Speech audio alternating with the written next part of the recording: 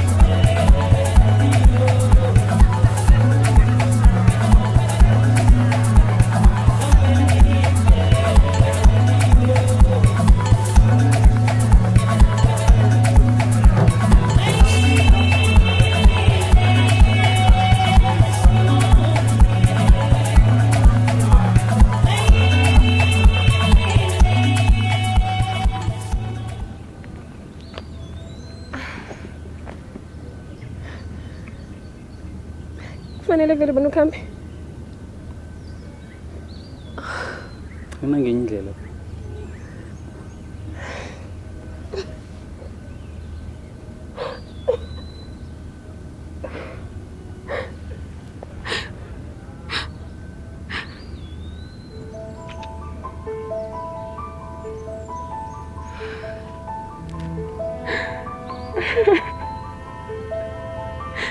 Baba ngithembisa bona uzokubuya kimi. Ngithembisa. Ngikuthanda. Thanda ngini. Ungathwenyeki. uJJ izokuhlokomela. Iza uzokuhlanganyela nathi. JJ ngezabe nomraro na uthenga istaff sakhe. Ungamlinda njani umuntu ongazi ukuthi uzobuya kuwe namkha uzobuya komunye umuntu? Khamba uye ekhenu uyoyicabangisisa. Ngiyakuthembisa. Angeze wazisola. Cindy. Ubaba unizela.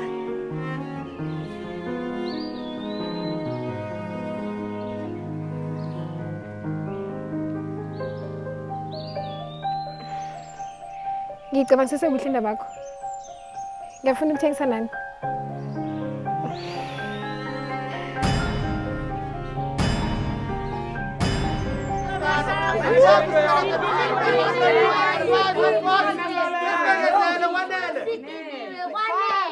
Phakathi jamani yekisani moya lalela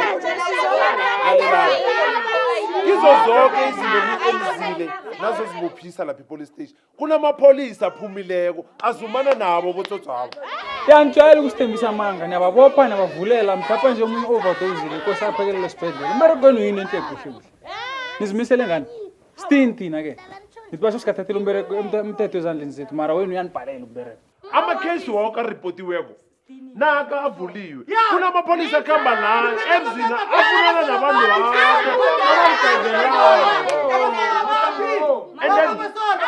kodwa akekho siliyekele lihlale nengilamkhulu emzini soze kwanje sizithathela umthetho ezandleni sizokhamba nesambo kwendlelena ungahambi umrofeyilanyana nje yabonya upesaba siyemkele sizibethele bona nina nihlale njengoba nihlala njalo diniwe ngini hayi suka sisalumoya ukusithathela kwenu umthetho ezandleni akazokunceda ngalutho ayikazokusiza le kodwa ibereki njalo nokugcina nibotshwa nani nokugcina nibotshwa nimphakathi Yathuwa ngithuwa khulu ngamaphoyisa yikho into abayenza ngathoma nini ukurapota tot umntwana wami waqila ngaphakathi namadoda ngithathe nomntwana wami loyo niyosifaka sobabili ngaphakathi ngizabe ngazi ukuthi ngibotshelani zimali zethu kukhambe tot nama-anarok wami thani akhambile nawo solo batsho niyanina siyarapota mara mna ngikhumbula umntwana wami nimbopha Dinile amapholisani sidinile cobe dry nithi niyababambani babambili bayaphuma aye khambani yabanguwe mahlangu nawe wena uthi ngibani mrazinyana asisafuni nonibona la no mahlangu rena re betha batho ba batho ba nna nna khobelane go botsa gore le tshwere mang re nyaka mabitso a bona gore le gore le ntshitse mang go fela mo a ke nyoko bolela thata le lena gore le useless maphodisa a le re mmere kwa lena ngokoma Talani or ngiyanizwa nani nimphakathi nje niyabafihla botsotshaba anibophisi ngesikhathi esifaneleko anibophisi ngesikhathi esifaneleko nabantu abathengisiwe baba nidlanoke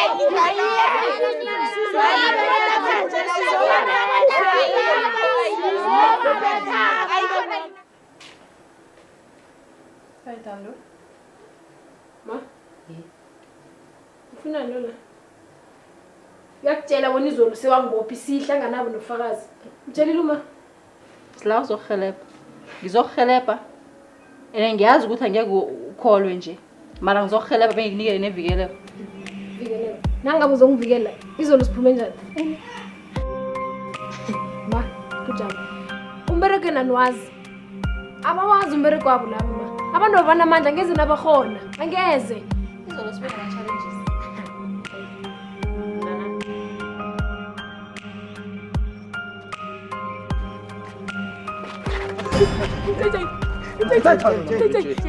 JJ ngibabona ulibalele JJ. Iphi manje? Yabona ukuthi ungibhadele imali yami iphele. Ungangifunga ngokuthi ngizokuthima. Yehlisa umoya. Asikho isidingo sokwenza into le. Ngiyakurabhela ngiba wehlisa umoya JJ. Somthetho ngithini? Yazi ngibafethu ne. So ukuthi njalo. Nangiphuma 8 kini. Uthini wena? Uthini? JJ. Asikho isidingo sokwenza into le. Ngiba wehlisa umoya. Ngiyazi uhlala unamaplani. JJ, yakuthembisa ukuthi lokho ngizolethela khithi. Yo, selethanga la wena. Selethanga la. JJ, kuhle ukuthi uthini?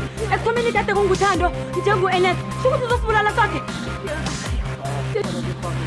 Yazi ukuthi ngesiphatala. Mina kuthanda. Ngiyakutshengisa wena. JJ. Ngiyakubanga wehlisa umoya. Kufanele sibambane endabeni le.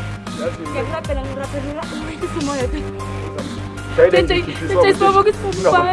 I can't take it anymore. Ngiba ukuthi sibambisane endweni le. Ngiyakurabhela JJ.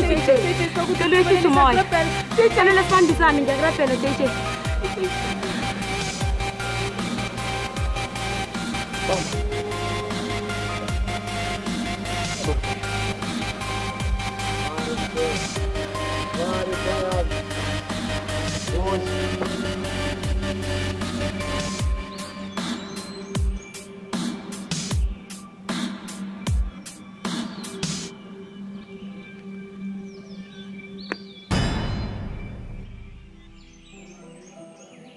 Hello, Thando.